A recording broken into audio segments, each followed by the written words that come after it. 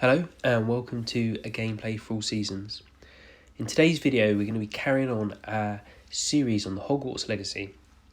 So in this video we're going to be talking about what we can expect from Hogwarts Legacy at E3.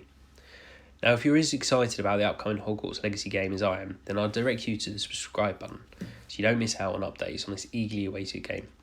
So what's E3 and what's it got to do with Hogwarts Legacy? Well, very briefly, E3 is a very large trade event for the video game industry. It's a somewhat glossy, striking event where many developers turn up to present their updates on games and reveal games and all that sort of thing. And it's all in front of a large, excited audience, and it's streamed around the world. You can watch it on various places. Well, at least that's what it was up until 2019. Now, due to world events, it was cancelled last year.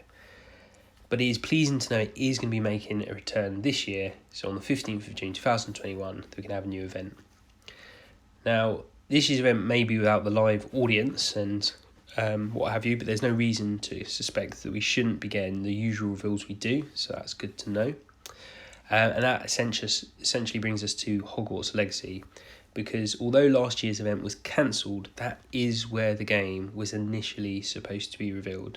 Instead, it was officially revealed a few months later at Sony's big PlayStation 5 event that happened in September. So what does that tell us then? Well, that tells us that E3 is seen as an ideal location and forum to reveal details about this game since it was supposed to be there. So, one, we should expect it to be there. And also the timing of this event is very favourable, for it would have been a full 9 months since we got the trailer at that big PlayStation 5 event. And essentially is the last of the official information. So you think 9 months has passed. They wanted to go to E3 before. That tells us that these two things mean we will have something at E3 on Hogwarts Legacy. Now, if we dig a little bit deeper, we can start to make an educated guess on what exactly that update might be at E3. Now, we actually look to a slightly unusual place for that, which is actually at the job postings at Warner Brother Games.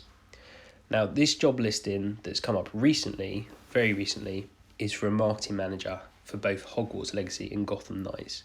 Previously, it was all a bit cloak and dagger when the game hadn't been revealed. The job listings suggested it was a big game that required a knowledge of the UK, etc., etc. But now they just put straight out there that it's Hogwarts Legacy because the game's been revealed. And it's good news we've had this because that suggests that they're now starting to think about ramping up the marketing for Hogwarts Legacy.